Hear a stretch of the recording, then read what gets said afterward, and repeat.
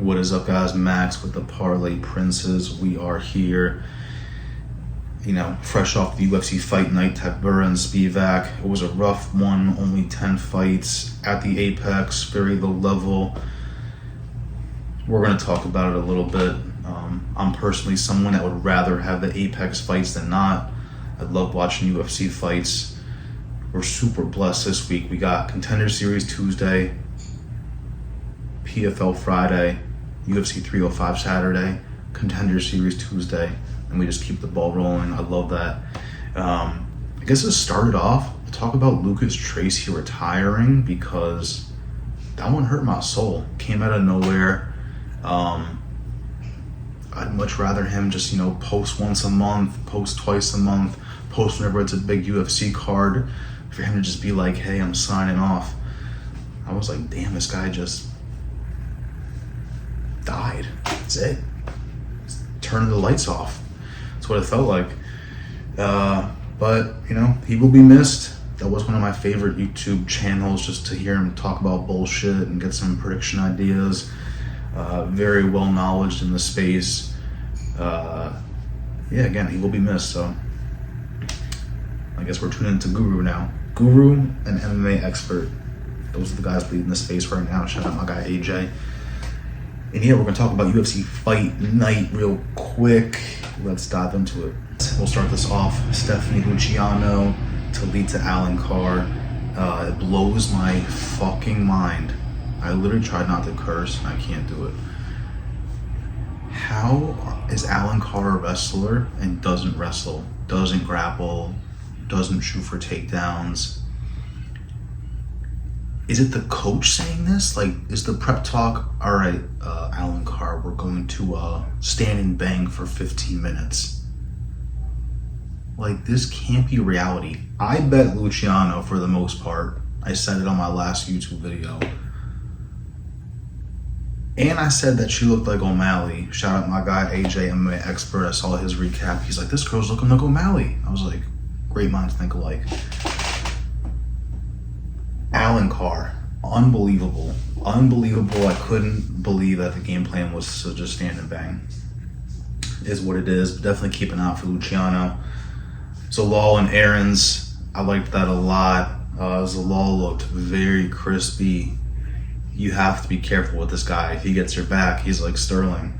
He's the new backpack kid. I like the performance. It'd be interesting to see what he does against like a grappler wrestler. We knew Aarons doesn't really have that. He's more of a hands guy, striker. So good win for Zalal. Looks super confident, and keep an eye out for him as well. Denise and Williams, again, it blows my mind. It blows my mind that Williams doesn't shoot a takedown until the last 2 minutes.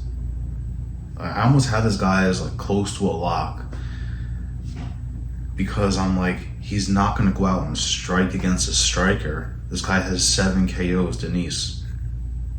Not 7 KOs, 7 KOs in a row. And he decided to stand and bang. Unbelievable. Unbelievable stuff. So, that's going to be scary bet on Carl Williams going in the future, because he's going to go against a striker, and then like, boys, come on. The first 3 fights, the first 2 grappler, wrestler, takedown shooters, didn't do any of that. Craziness. Carol Rosa, and for the last one I picked Williams, so I got that wrong. I went 2 for 1 to start it off. Carol Rosa and Penny Kianzad, that was a beautiful one. That was the fight of the night for me. She was going crazy. I would have been passed out by the end of the first round if I was Penny, so good for her. She is a dog, but she took a lot of punches that she shouldn't have, I guess granted, she didn't get like slaughtered until the 3rd round. Like, it wasn't until the last 20 seconds of the 3rd. I think she got hit with some crazy elbows or some shit, because she broke her nose the last 20 seconds. But Rosa's filthy. You know, I saw before that she had 200 significant strikes in her fight before that. So I'm like, this should be a lock right here. She just keeps unloading. And she did that, 30-27 amongst the scorecards. So great win for Rosa. Kianzad's a dog, but I guess keep an eye out for Kianzad on future bets, because she showed she's a dog, you know, and a lot of girls could not take that shit. And guys, I couldn't. I've been passed the fuck out. This one hurt my soul. This one broke me apart. My girlfriend was sitting next to me, so I'm on top of her screaming when Gregorio's piecing him up. I'm like, yes! And in typical betting fashion, he loses right after I get hyped up with my girlfriend in the room. Very embarrassing.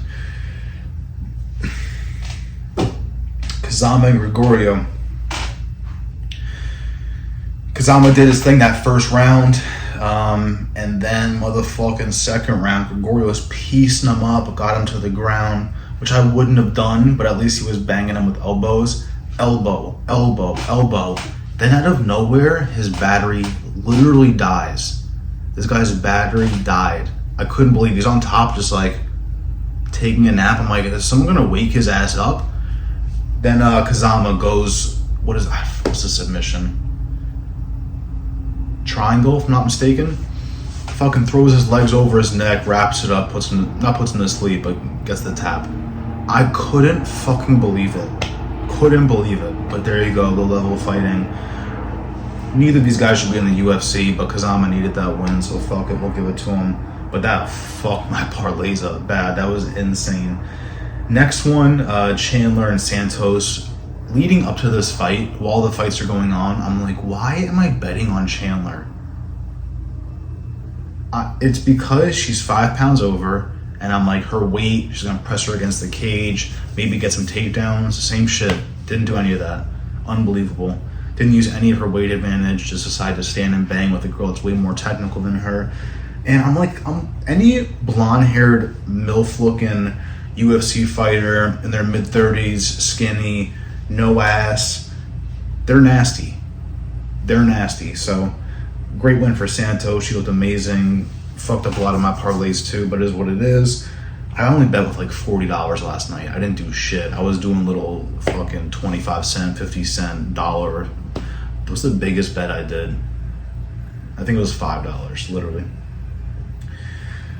Chris Gutierrez and Kwang Lee, that one hurt my soul too. Gutierrez, I don't know how you don't KO this man. He is supposed to be in the Contender Series in a few weeks. You've been in the UFC fighting top level killers. Towards the end, I was putting my parlay was basically Gutierrez KO, Barlow KO, Mariscal points, Tybura KO, and as you can tell, I got slaughtered. But it is what it is. Fucking Gutierrez, bro. Like, banned from parlays for life, just like Gregorio. It is what it is. But keep an eye out for Lee. He showed that he could do this shit. He almost won that. He could have won that. Not really, but he showed he's got heart. He went 3 rounds with someone that's, you know, pretty, not dangerous, but he should be killing prospects. Let's put it that way. Yeah, next, Danny Barlow, Nikolai. I thought Barlow could have done a lot better. You know, I was banking on KO here. I kind of knew it was going to be points, but yeah, what started seeping into my head was knowing that his hand was broken in his last fight. So I was like, if he was performing like that with a broken hand, we're about to see a monster right here, but that's not what we really saw. It was a very close fight. I think one judge gave it 30-27. Yeah, one judge gave it 30-27 Nikolai. Insane.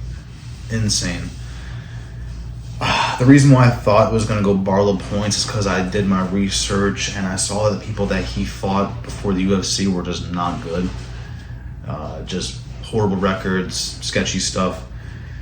Let's see what else we got here.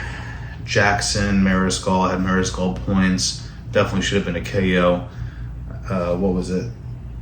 30-25. Two judges gave it 30-25. he was piecing him up. You know, for leading up to the fight, I kind of thought Jackson could have had it if he was just going to apply more pressure and just latch onto him. They call him the leech.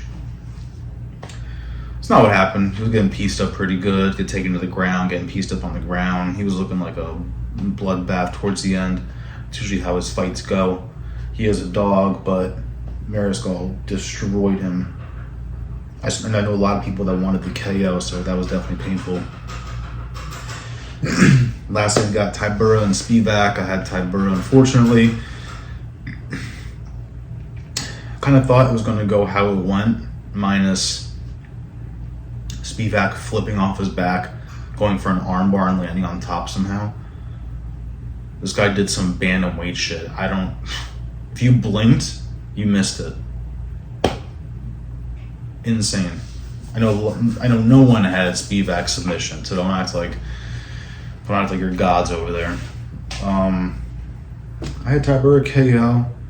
The prop for 234 KO was so sexy. It was like plus 800. So I was just loading up parlays with that. But I lost before that fight even happened, so it doesn't even matter. Pretty rough fight card. Only 10 fights. I think if you're gonna have a fight night, at least load that shit up. You know, PFL be doing like 15, 16 fights, Bellator. I don't know if that's the way to go. Seeing like 16 dog shit fights, but you get the idea. A lot of people are saying get rid of the Apex. I don't really like that idea. I'd rather see fights than not. That's just me. I had nothing to do yesterday, so great night to watch fights. What else do we fucking got? Contender Series is coming up. It's a crazy week for fighting because we got Contender Series Tuesday, PFL Friday, UFC 305 Saturday. Contender Series Tuesday. And we just keep the ball rolling. Fucking love that shit. I'm gonna try and have the homies. I'm trying to have like a gathering for UFC 305. I need this room packed out. This is the betting factory. People haven't been in this room for like a whole month. It's time to throw a rager. That's my goal for 305. I'm gonna do a prediction video for that following this video. That is really it. No news. And give me a subscribe, like, comment, all that shit. Let's talk about how horrible the fight card was. Do you guys want more Apex fights? Do you not? Let's fucking talk. Let's get it. I got me a bag, it can't even fit up in my jeans. The niggas mad, prices back up on my teeth. We try too fast, I didn't know I made it down the street. In French, I we the team. 100 rolls up in a week. I made 100 right in that week. I just see shit I cannot sleep.